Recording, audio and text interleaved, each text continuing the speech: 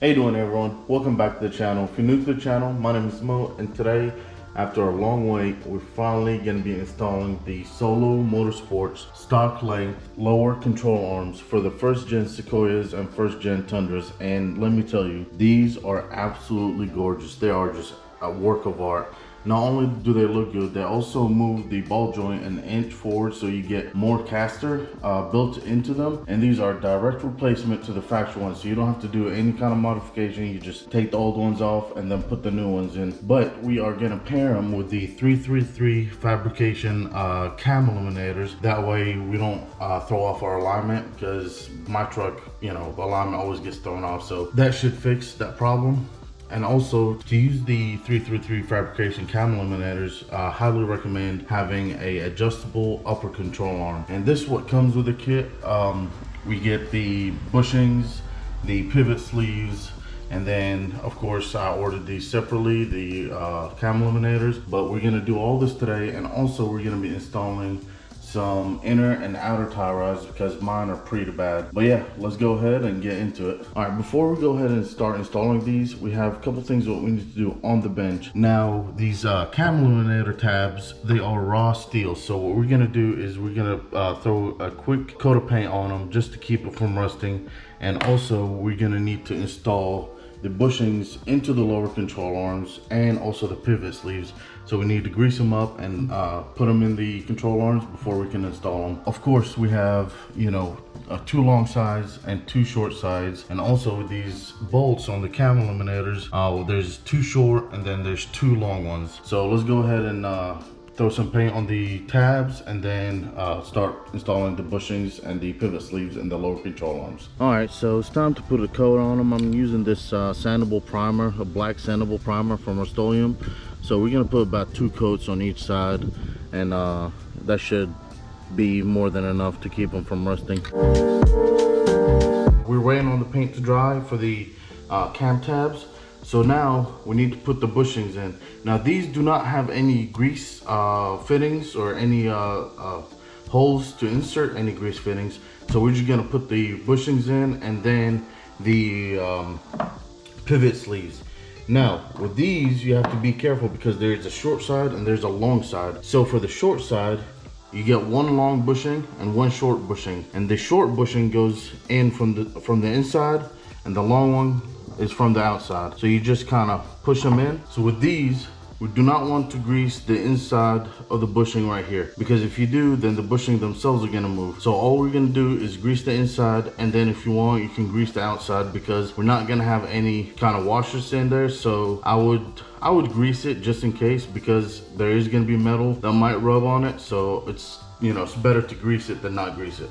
So let's go ahead and install these. All right, now that we got the bushings in for both sides and both of the control arms, with the pivot sleeves, the short side will go with the short side, and then the long side will go to the long side. Now we're gonna need to be greasing these up, and then grease the inside of the bushing and put these pivot sleeves in.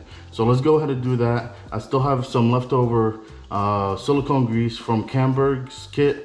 So we're gonna apply that and then install it inside the bushings. All right, so we got the bushings in and the pivot sleeves in for both control arms. So they are ready to go. And also the cam tabs, I did 2 coats per side, and they are ready to go too. So now let's go ahead and start jacking the truck up and taking stuff apart. All right, so here's the cam tabs. As you can tell, they turned out pretty great. That flat black primer doesn't show any streaking or anything like that, so that's why I chose it. They ended up turning out pretty good, so they are ready to go. So now let's go ahead and jack up the truck and start taking stuff apart to be able to install the lower control arms. All right, so we jacked the truck up and on both sides, and also we locked the steering wheel, and I put the seat belt through it and buckled it up, so your steering wheel won't be out of alignment. So the next step is to take this cotter pin out, and then this castle nut for the outer tie rod.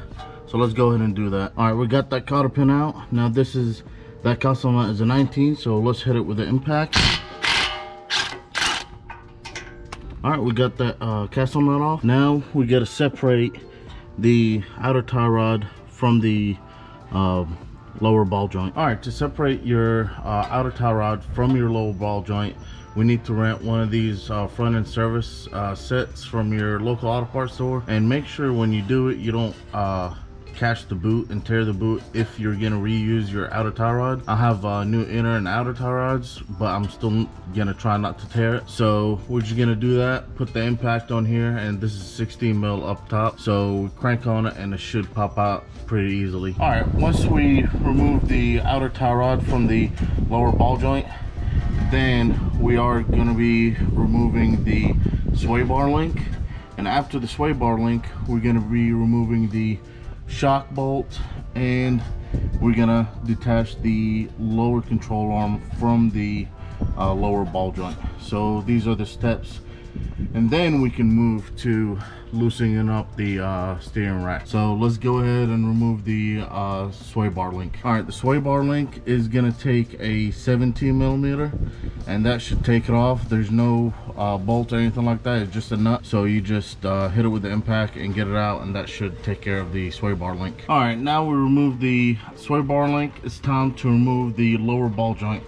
And to remove this, we got to get this cotter pin out, and this casting nut is a 24 millimeter. So let's go ahead and do that and move to the shock bolt and remove that one. All right, so we took off the casting nut from the lower control arm and the lower ball joint, so it's time to separate them.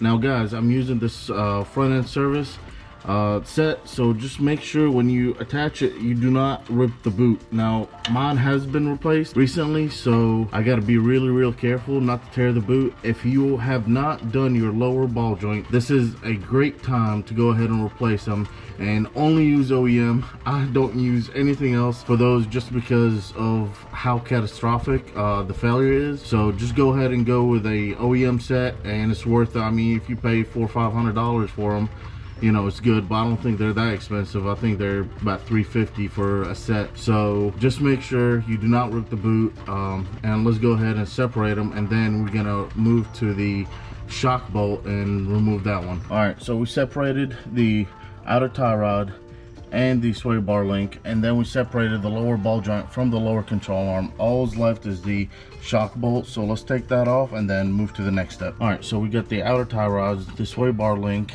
and the shock bolt out. Also, we disconnected the lower ball joint from the lower control arm. So now we got that done on both sides. Now we're going to be taking off the rack and pinion. Now we're just going to loosen it up. It's not going to be completely taken off. All right, the next step is take the steering rack off. Not completely, just loosen it up where we can move it to get these rear cam bolts.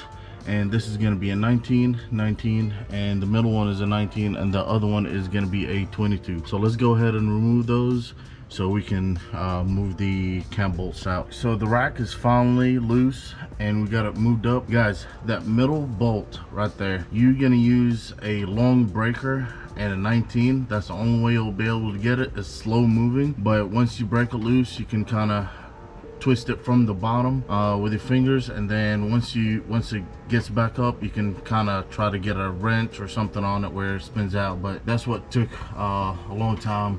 It's actually the hardest part of this so far, is that middle bolt for the rack. But anyways, it's loose, so let's go ahead and take these cam bolts off. Now if you're gonna use the same cam bolts, you need to mark them and then take them off so you can put them back. But because I'm using the cam eliminators, so I don't have to, I just unbolt them, take them out. I'm hoping these cam bolts are gonna loosen up fairly easy.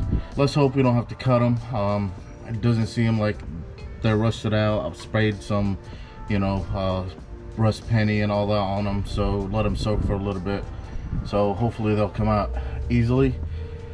So yeah, let's go ahead and take those off, and then put the new control arms in. Finally, the control arms are out. Now, one of them, only one of them worked out great where I could push it out. The bolts came out, it's just the tabs themselves, they were seized up. I couldn't get them out. I didn't want to bang, so I just cut them. And now we can go ahead and install the lower control arms. And I cannot wait, because this is what I've been waiting for. So let's go ahead and install those. We're finally ready to put our low control arms, but before we do, we have to put anti-seize on the shaft right here, on both bolts, and then on the threads we're gonna put thread locker. Now these are plug and play, so you just drop the old ones and put the new ones.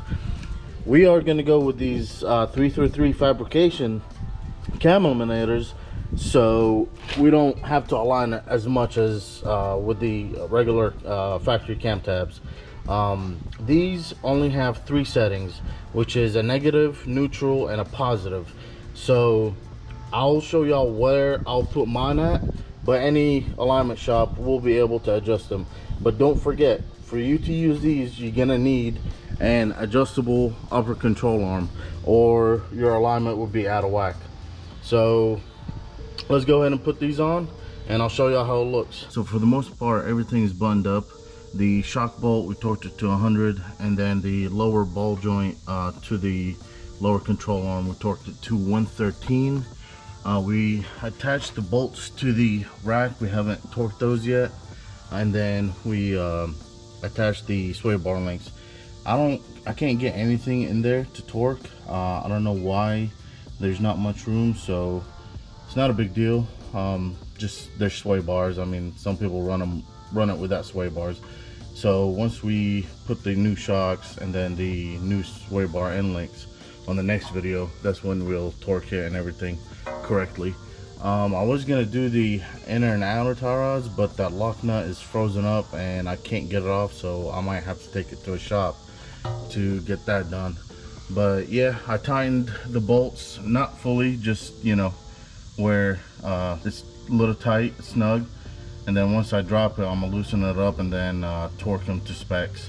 So let's go ahead and torque the power steering rack, and then move to the next step where we attach the outer tie rods to knuckle, and then drop the car so we can go ahead and torque the lower control arm bolts and the cam bolts. All right, so we got everything buttoned up, everything torqued down. Now this outer tie rod is going to be 96 foot-pounds. The shock bolt is going to be 100 pounds, and then this one is going to be 103 for the lower ball joint. And then this big bolt, 22 millimeter big bolt, that one's going to be 96.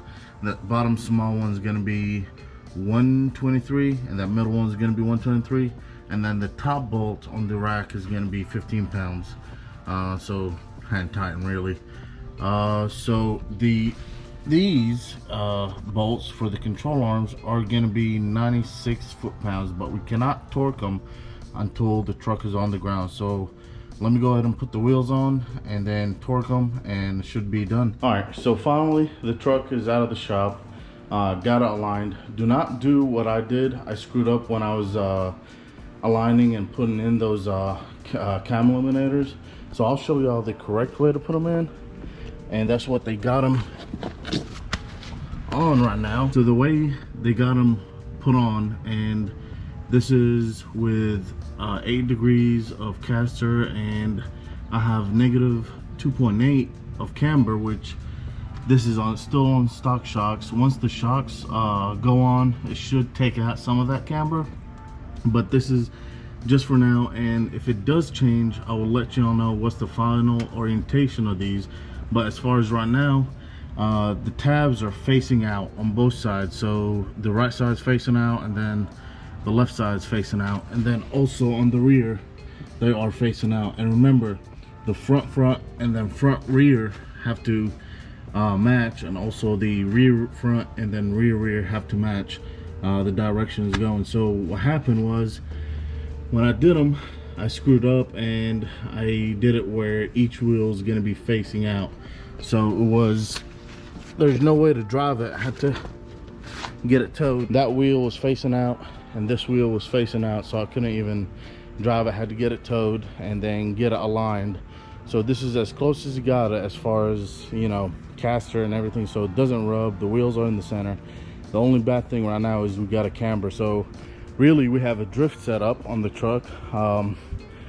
This is what normally 240 guys run, is, you know, a lot of caster and then a lot of camber.